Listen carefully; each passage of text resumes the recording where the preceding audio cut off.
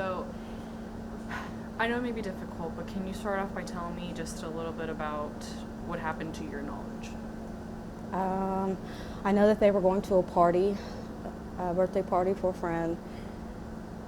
I think I'm what I was under the impression of, because they were saying it was out all 421, that it was like a bonfire type thing. He texted me, told me that basically it had gotten shut down, and that he was going, they were taking the little party back to Kevin's, like 10, 11 people. That's all I really know. I knew just about everybody there at the party. All of Deonte's friends have met me. A lot of them have their phone number, my phone number in their phone, so I know a lot of them. He texted me, told me that he was I told him he needed to lay down because he said he was starting to get aggravated, and I was telling him he needed to lay down. He said he was going to cool off. I said, okay. I'd been up since 6 o'clock that morning. This was 12:30, almost 1. He says, okay to me. I tell him, call me if you need me. Kevin's house is 6 minutes drive from mine. Call me if you need me. That's the last I talked to him. I get a call 27 minutes later from my daughter, Nevaeh, saying that she got a call from Deonte's girlfriend that he had been shot. That she was going, ask if I would please come, that she was scared. I get my husband up. I don't really like to drive at night. I get my husband up and I tell my husband to go. Very tight lip there. Naturally, the whole house, crime scene tape, police everywhere. Nobody would tell us anything. His girlfriend then comes to me on scene, and I talk to her about what happened on there that led to the point that we are now. Okay. And, as a mother, how did you feel when you heard that news that your son had been shot? I was really hoping that it was not real. It just I couldn't fathom that being even a thing that happens to people. And I know that it is, but I thought, no, I know, I don't think so. But still, I'm heart racing. Something's just telling me that something's wrong. My other sons, I go tell them, I wake them up, Deonte's been shot. They're calling his phone, and they're getting nothing. And I'm sitting and I'm waiting for my husband to tell me what they're telling him on scene. They're not telling him anything. They're not telling my daughter anything. I tell her, I can't just keep sitting here. I'm about to walk there. My husband comes and gets me, and then I arrive on scene. I think I stayed about 2 hours before process of elimination told me who was in the hospital and who was deceased. And I didn't want to be there when they pulled his body out of there. So I left.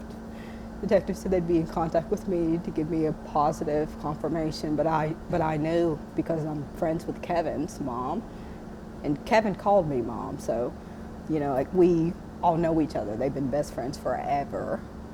I had got a call from her that Kevin was barely hanging on, so that told me if Kevin was transported to the hospital, then that one was mine that was deceased. And how have the past couple of days been for you and your family? Because that's an unimaginable loss. I haven't been able to eat much of anything. Sleeping's rough. The worst part of it for me has been when I had to tell his 9-year-old brother. Deonte and I are really close. He was like my best friend.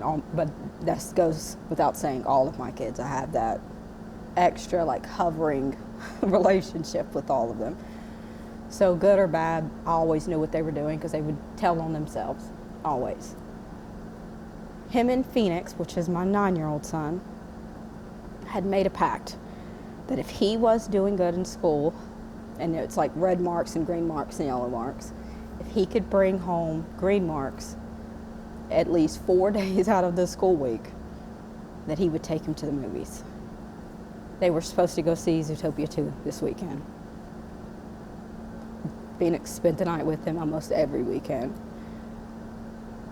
So I had to tell them. I do have two younger ones, two daughters younger than Phoenix, who are kind of in limbo about what's going on. I have two other sons, Kingston and Amir, who are 18 and 19. Kingston celebrated his 19th birthday yesterday. Amir did his 18th with Deonte on the 19th. And I can't get them to get out of their bed. And moving forward, what do you hope happens? I want justice for all of them. And I want all parties involved arrested, all of them. And now let's switch it to a more positive note. Can you tell me a little bit about your son? How was he like? How would other people describe him? How would you, as his mother, describe him? Very hard-headed, extremely hard-headed, very headstrong when it comes to doing things.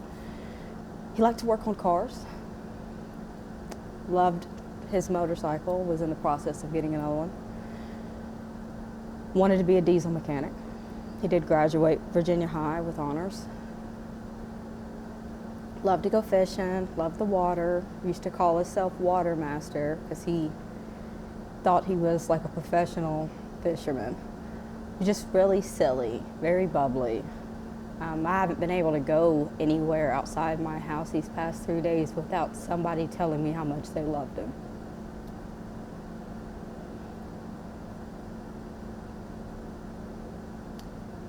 And if you could say something to him right now, what would you say?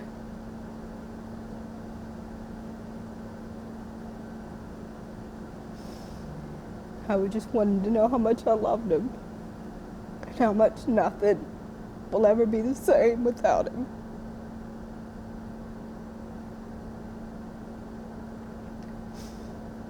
Is there anything else you want to add or anything else I might have missed? No, I don't think so. I don't think so. I don't know. Things are set in stone for me now, as far as Deonte's concerned. Kevin's still fighting for his life. And there is a GoFundMe for Kevin. And every time that somebody has reached out to me asking what they could do for me, I don't need anybody to do anything for me. I literally feel like I'm dying.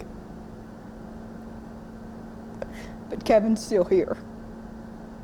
So what I have asked of everybody, I don't need money and I don't need donations and I don't need anything if they can't bring him back, is to push Kevin's GoFundMe out because his mom needs it the most, and to push Lexi's out. I have Deonte's funeral arrangements, they're covered. I don't need donations, but he's still here and Kevin has a son.